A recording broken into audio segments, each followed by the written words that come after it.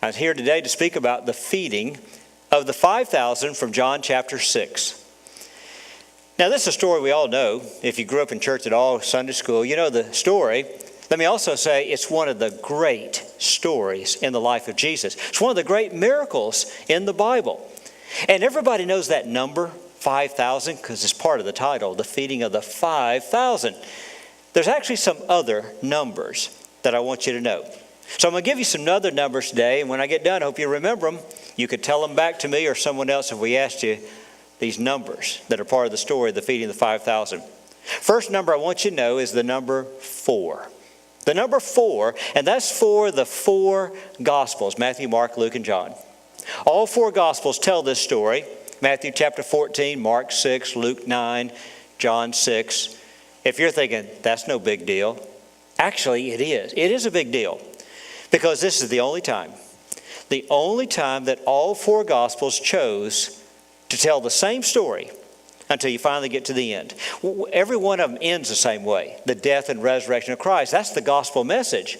But the 33 years leading up to the end, his life, his ministry, they choose not to repeat the same stories, but rather to tell new stories. So, for example, they're all writing biography. There's more stories to tell than they can write down. I mean, John says at the end of his gospel, there are so many things Jesus said and did. If we tried to write it all, it would fill up volumes and volumes of books. And they're just writing one book each. And so they select and choose which stories to tell. And you can tell they're mindful of which gospel writers were ahead of them, so they don't repeat what's already been said, but tell something new. So Matthew and Mark, they're your first gospels. Don't know which is first, which is second, but they're right there close together. And there's a lot of overlap between those two. And then when Luke comes along, he says in chapter 1, he's aware of other gospels. And so Luke will sometimes tell the same story, but oftentimes he tells different stories. John comes along many years later. John very deliberately avoids their stories to tell new ones, and his gospel really covers a lot of new ground. That's why this is so interesting. Here's one event in the life of Jesus, and they all 4 decide to tell it. It was worth telling and telling and telling and telling. And that's an unusual thing. And it won't happen again until they all get down to the end of the story, the death and resurrection of Christ. So this is apparently a significant event. And that's why I want you to remember the number 4 for the 4 Gospels, telling this story and telling it and telling it and telling it.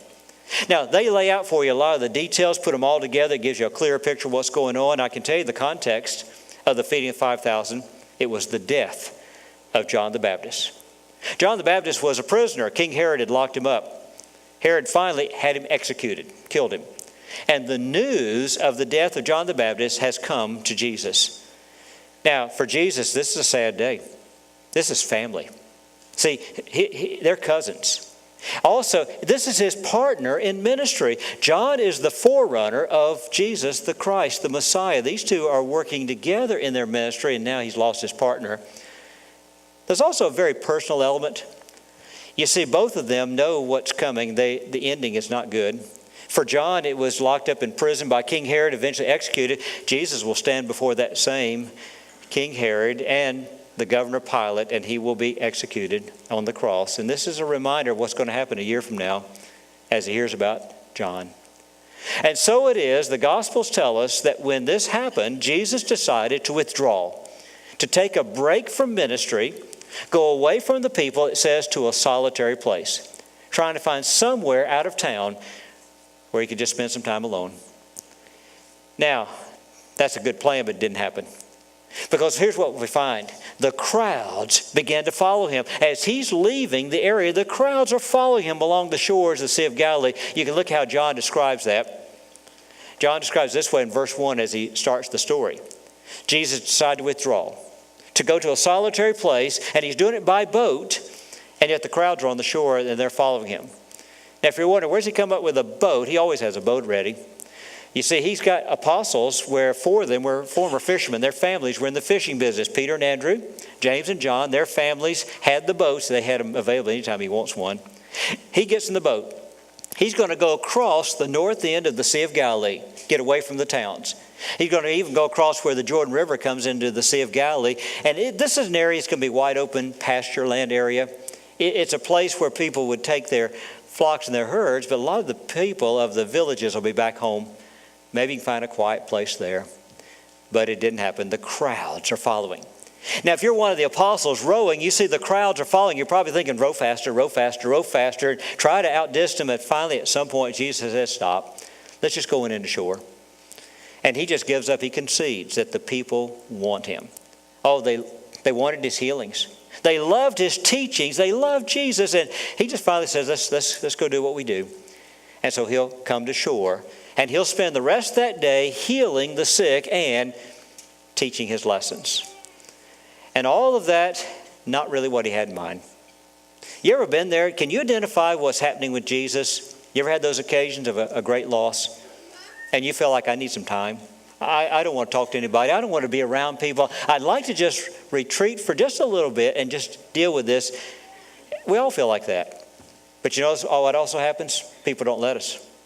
People come. They don't know about what happened. They're not meaning anything, but they show up and you got to deal with them. You didn't want to, but you do. Or maybe they do know. And they've come to comfort you, to say a word. And that's good because it does help us. But at the time you're thinking, but I really didn't want to see anybody. I just wanted some time. Sometimes life just comes at you.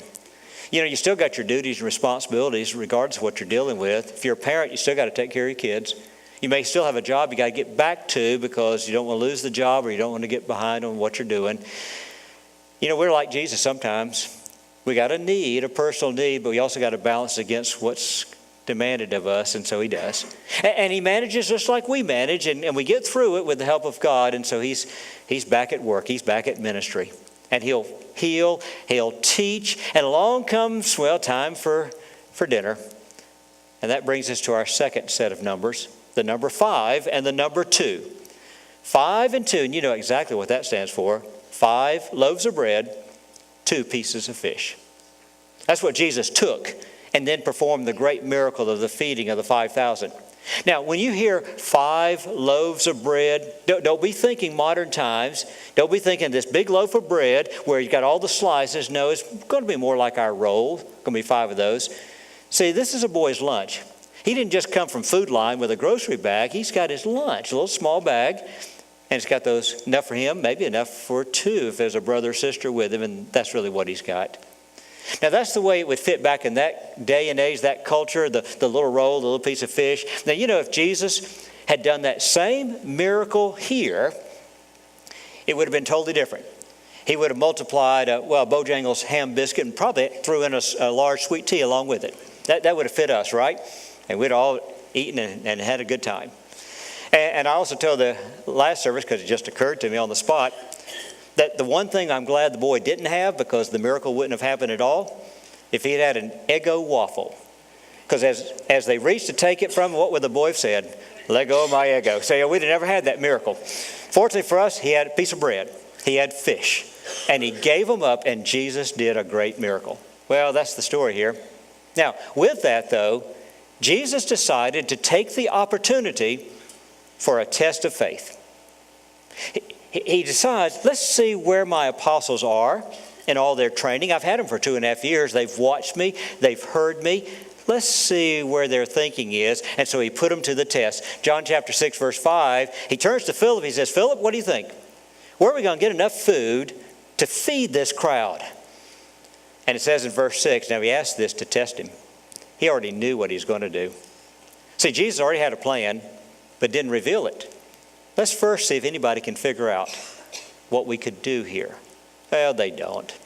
He's testing their faith, but more than that, he's really testing their imagination to see if they could come up with a possibility. You got Jesus right here in your presence. Wonder if there's something that big that could happen. They can't get it. Now, I'll tell you what their problem is. They're focused on the practical difficulties. And the practical difficulties are real. They're not imagined, they're real. They're saying, as you'll read in the 4 Gospels, they're saying such things as, wait a minute, we're out here in this remote area. Remember, he retreated. There's no stores out here. There's no place to get food. And even if there were, we couldn't afford to feed these people. They say in the Gospel of John, if we took a man's wages for 8 months, it would just be enough, maybe everybody get one bite, one piece, and not enough for a whole meal. It's just not possible for us to feed this 5,000. Well, they're focused on the practical difficulties, and they've forgotten. They forgot all about the supernatural possibilities. So they've forgotten you got Jesus here. Nothing's impossible with Jesus. Now, one of the things they must have forgotten is the Old Testament story in 2 Kings chapter 4. It's the story of Elisha. Now see, Elijah, the great prophet, had a disciple, Elisha, and when Elijah passed away, Elisha took over his ministry with all the power and miracles. And in chapter 4 of 2 Kings, Elisha had an occasion. 100 men, and they're at the end of the day, they're ready for a meal, and they don't have any food. What they were able to put together was about 20 small little loaves of bread. So Elisha does a miracle and multiplies the bread, feeds the 100, and has leftovers. Apparently they've forgotten that story. That's not occurring to them that if Elisha could do it, surely Jesus could. Also, they're really not remembering what they've learned from just watching Jesus. I mean, after all, think about what he's done so far. They were at a wedding. They ran out of wine for the dinner guests. Jesus takes water, turns it into wine, and the problem's solved.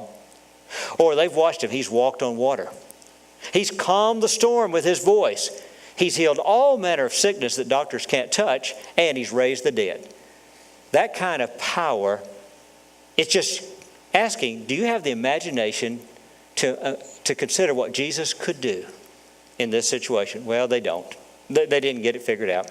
That's fine. He knew what he was going to do. And so after testing their faith and imagination, he then did the miracle. And it was a powerful blessing from God. Oh, it was huge.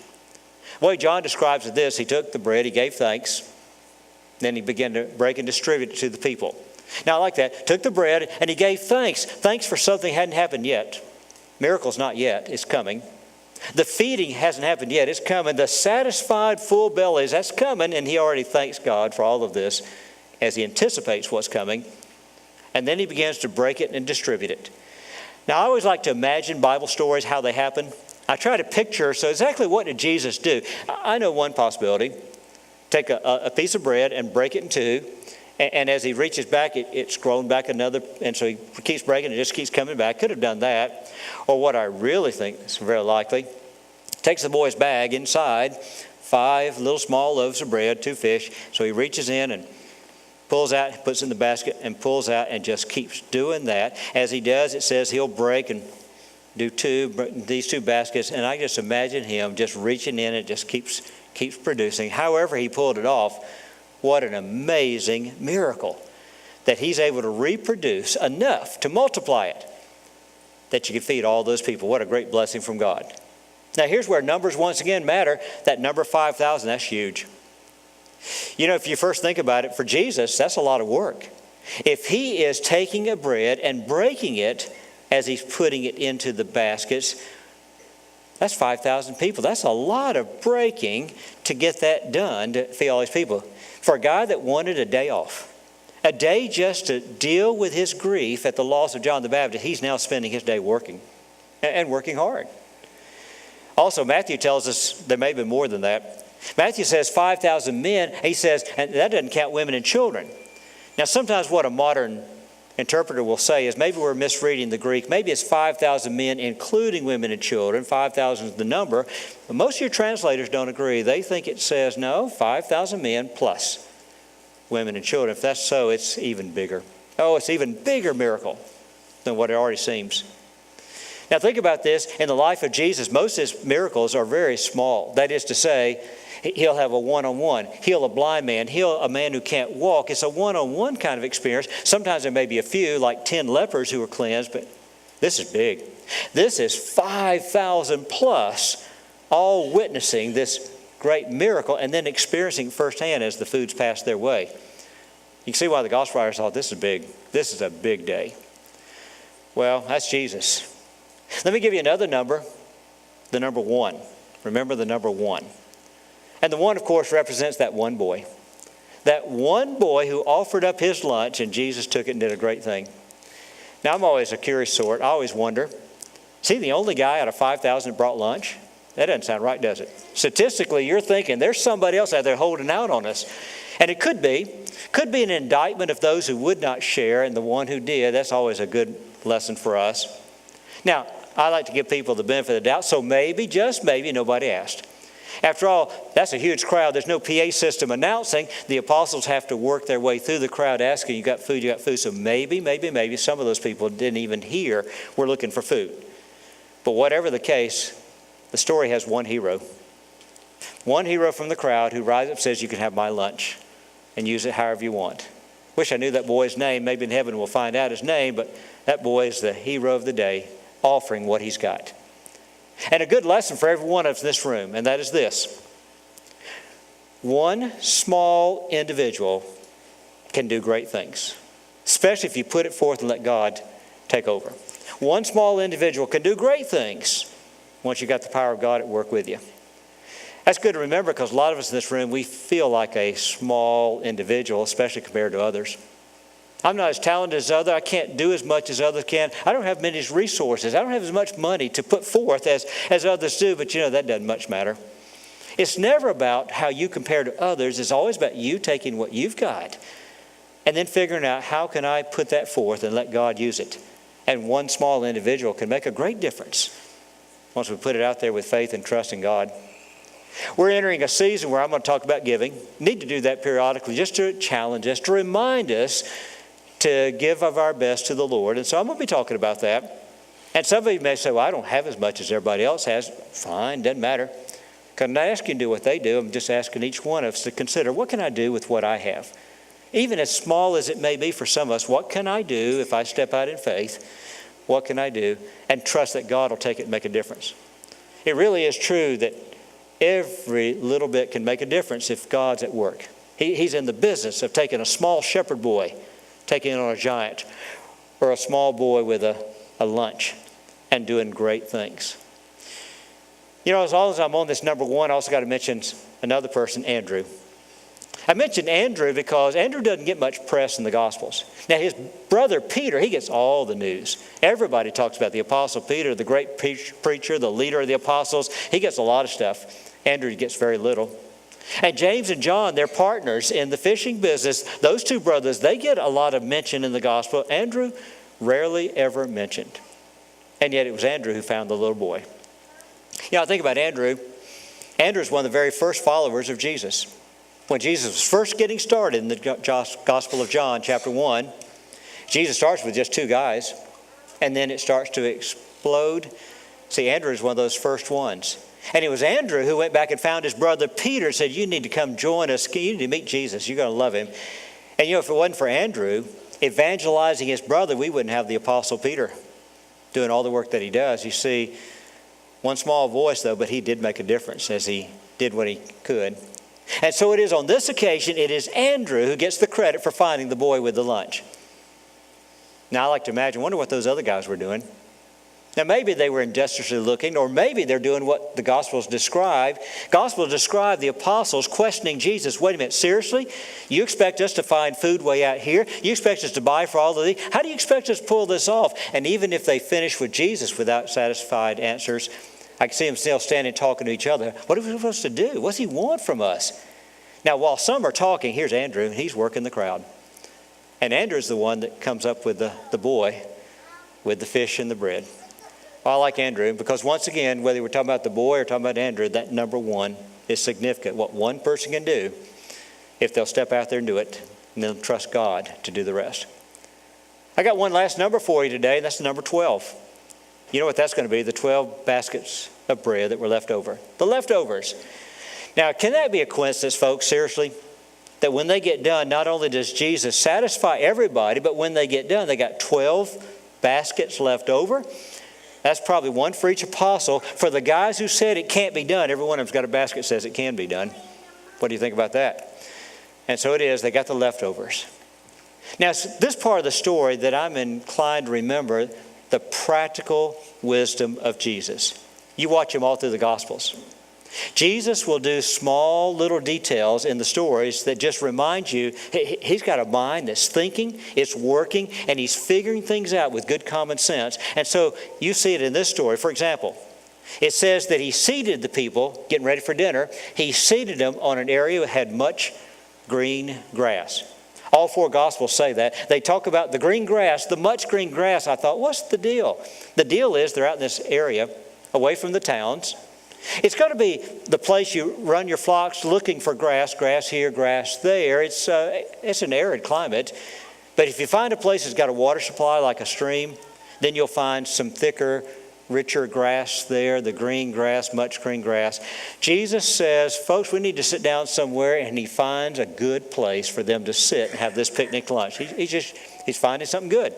And then it says he got up on the side of a mountain. Now, not way at the top, just needs to be elevated enough. Everybody can hear him as he projects his voice, and everybody can see him. So that when he performs the miracle, everybody can watch him do this great miracle. I also find it interesting. He tells the people, now as you're sitting down, he tells the apostles, sit them in groups of 50 to 100. So, and keep the groups separate. So they're forming these groups. What's the deal there? He's creating aisles through the crowd so that when they're taking the baskets of food, they can walk through the aisles and distribute. Can you imagine what it would have been like if the 5,000 sat there cluttered together and then you got to step over people trying to get through passing out bread? It wouldn't work. And Jesus creates the space, and then they serve, and then they collect the leftovers, and they collect the 12 baskets of leftovers. And I like the way he says it in the passage. In verse 12, he says, so I want you to go through and collect the leftover pieces. Don't let anything go to waste. Boy, that was smart. Let's don't waste any of this. Let's use it. And I can imagine taking those leftovers, taking them back to town, feeding the poor, the hungry. Oh, I look at Jesus, I'm always amazed. Just amazed at the way he does things, thinking I need to be more like that too, using my mind and figuring things out, trusting God to do the rest. And what a great day it was for Jesus. He put forth a miraculous sign, a sign that he's the Christ, the Messiah. That's how the people read this day. Verse 14 says, the people began to talk to one another and say, surely this is the prophet, the one we were told is going to come to this world. This miracle was so big it impressed that crowd that this might be the Messiah, and it apparently impressed the 4 gospel writers as each one decided this story needs to be told and told and told and told. You see how big the feeding of the 5,000 is? It's a great story. It's a great miracle. Now, I gave you numbers today. I'm hoping, as you remember the story, you'll also remember the numbers, the details of the story. So here's what I recommend. When you get home for lunch, go ahead and ask whoever's at the table, see if they can remember all the numbers. And if you ask it first, they'll assume you know whether you do or don't. That way, they're the ones put on the spot. So you need to see if everybody's got the numbers. Let's remind ourselves. The number 4. What's the number 4? The 4 Gospels. The one story they all thought had to be told by all of us. Let's repeat this story. The number 5, what is that? The 5 loaves of bread. The number 2, the 2 pieces of fish. The number 1, the one boy that stepped up and then made a big difference. And if you add all that together, you'll come out with the number 12, the 12 leftover baskets. Great way to remember this story. Great way to remember one of the big events in the life and ministry of Jesus, the feeding of the 5,000.